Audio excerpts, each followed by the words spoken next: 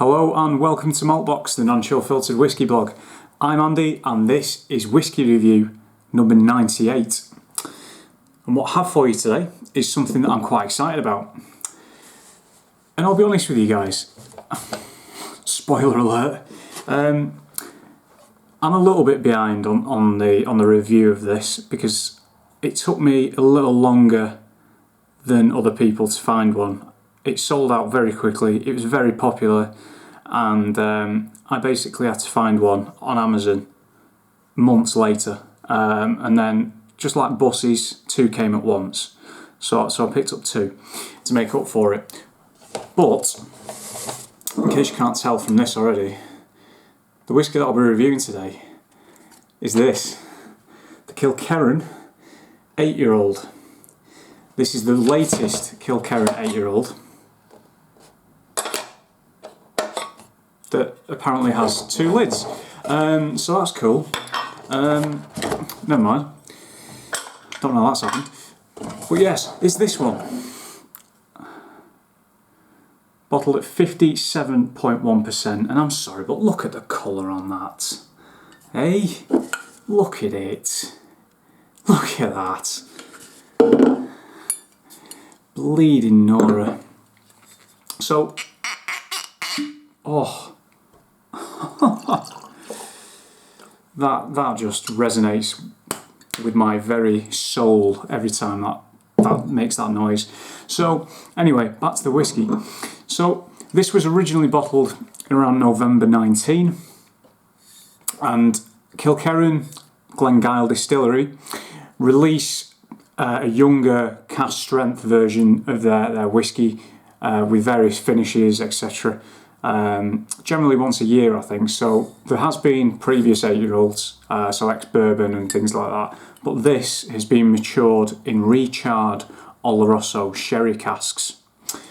So basically no refills, nothing like that, no initial maturation period in bourbon and then moved into these Recharred Oloroso casks. It's just been matured in those Oloroso casks that have been recharred, and I mean, look at the colour on that. And there it is in the glass. A lovely copper, deep copper, like a rich dark black tea. Now, sometimes I'm a bit wary when it comes to fully sherry matured whiskies, because I think I've said in previous reviews I'm very, very susceptible to sulphur, so I took a bit of a plunge on this, and I'm kind of glad in a way that I found it a few months later, because I did not see mention of sulphur in any of the reviews that I saw pop up. So I thought, right, do you know what, I am going to go all in now. I am committing to finding this, because I lost a bit of myself when I didn't pick it up. Normally I'm really quick on the ball when it comes to Kilkerran releases, and I just missed out. You know, my usual go-to online shops sold out like that. And yeah, so non-chill filtered, no added colouring. That is not something that Glengyle are doing, which is fantastic. They're doing things the right way. On the nose,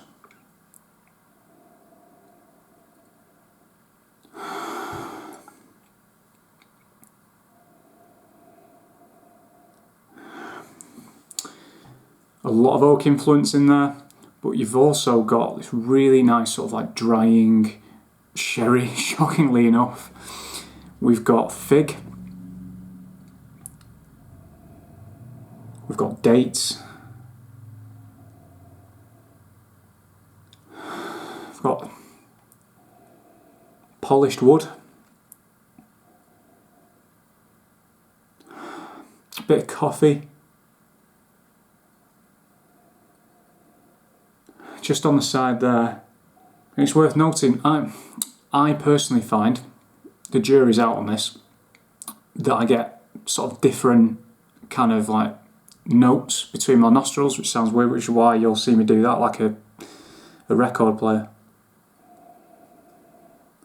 But there's a little bit of marzipan in there and some nuts like pecan nuts. I mean, it's 57.1% as well, so it is a tiny little bit prickly. It's also an 8-year-old whiskey, so it's not particularly old in the scheme of things, but you tend to find that some younger whiskies do benefit from that higher strength.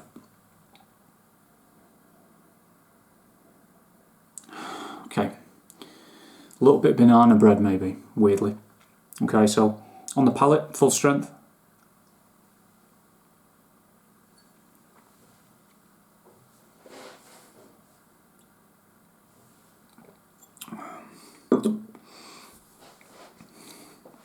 Okay, so on the nose there was not much smoke for me.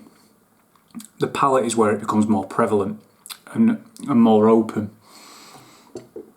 So that coffee that I mentioned is certainly there, definitely going into the finish.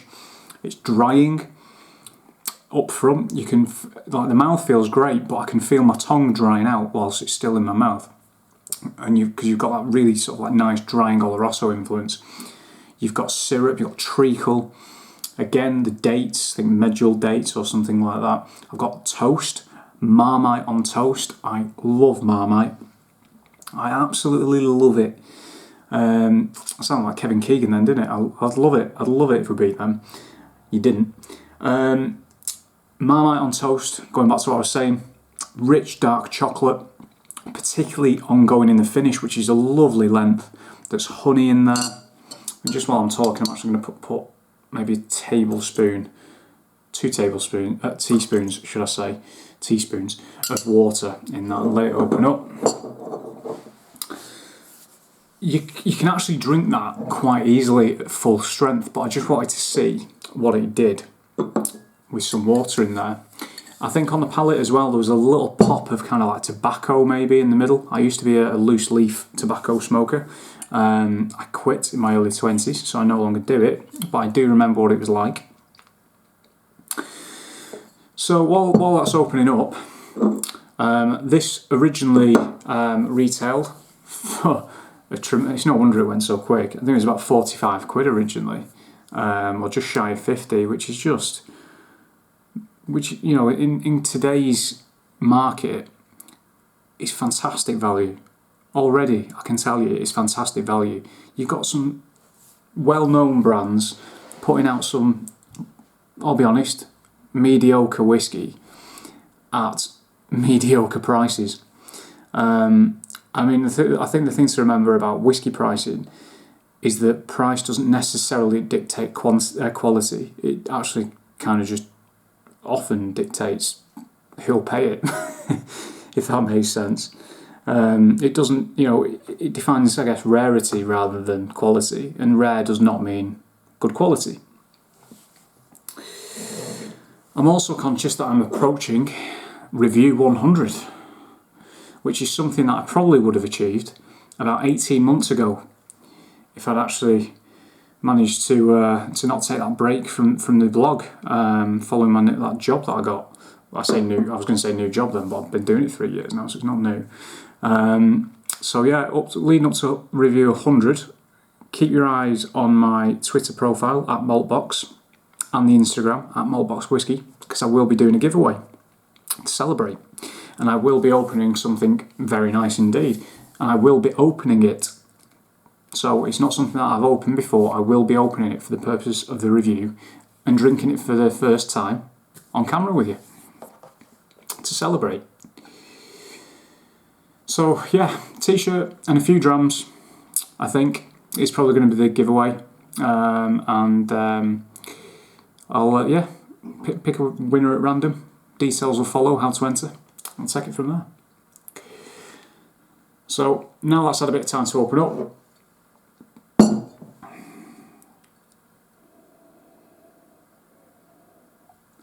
The nose is much more subdued, but not necessarily in a bad way. It's not prickly. It's still incredibly rich, very velvety. It's still very sweet. It's got a nice sort of like cleanliness to it now, arguably. There's a tiny little bit of salt coming through. I mean, this is a Campbelltown whiskey. They do tend to carry that trait. I think for me, interestingly, it's carrying more tobacco on the nose now. The sherry is still prevalent, but it's lovely and soft and sweet. I still think there's dates in there. I still think there's coffee. Flapjacks maybe. Golden syrup. Okay, on the palate.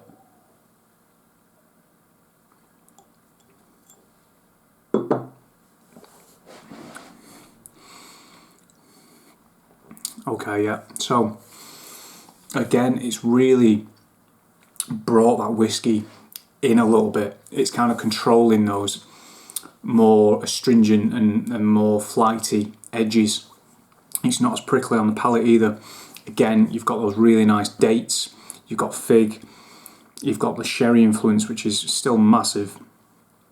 Not a spot of sulphur, not a spot, which is fantastic.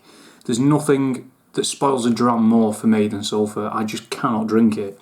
I've thrown away a full bottle of single cask sherry matured Bruichladdich before now. A 10-year-old single cask Bruichladdich, fully sherry matured. I tried 3 or 4 glasses of it over a period of weeks, and I just couldn't do it. I just couldn't do it. I offered it to friends, and a couple of those guys have the same affliction, and I just ended up throwing it away. This, however, I'm glad to say, does not suffer from that disease of sulphur. What we've also got on the palate as well is milk chocolate cookies, but thinking a little bit raw, like cookie dough. The smoke is there, but it's playing its part. It is not a fire. It is not a peaty beast, right? It is a very well balanced whiskey. It's very harmonious. The finish is sweet. It's sweeter than it was without water. It's not as drying with the water in there. The mouthfeel has barely been affected at all. I'd actually go as far as to say the mouthfeel's probably improved because it doesn't have that drying influence. Oh, going back to the nose, that is just so nice.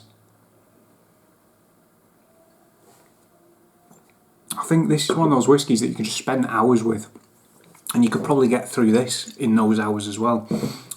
And I think overall for me, this is a fantastic whiskey, right up my street.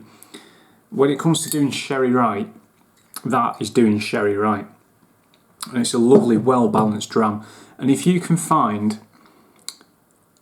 another company that is doing whiskies like this at such a you know, I want to say a bargain price. I mean, I don't think there's another distillery on the market at the moment that is providing this kind of value that Glengyle, Kilkerran is providing. That's my opinion. That is just my humble opinion. I know there are other whiskies out there and other distilleries that are very good value, but for me, these guys are just consistently knocking it out of the park. It's putting a lot of other people to shame, and I think it's great. I think what the Scotch industry has needed for a long time is a bit of a kick up the arse, to be honest with you, from a few new boys, and Glengyle's certainly been doing that over the last few years, and I think it's great. So that's it from me. Thank you very much for watching. Really enjoyed that one. Really recommend, if you can get hold of it, do so. You won't regret it.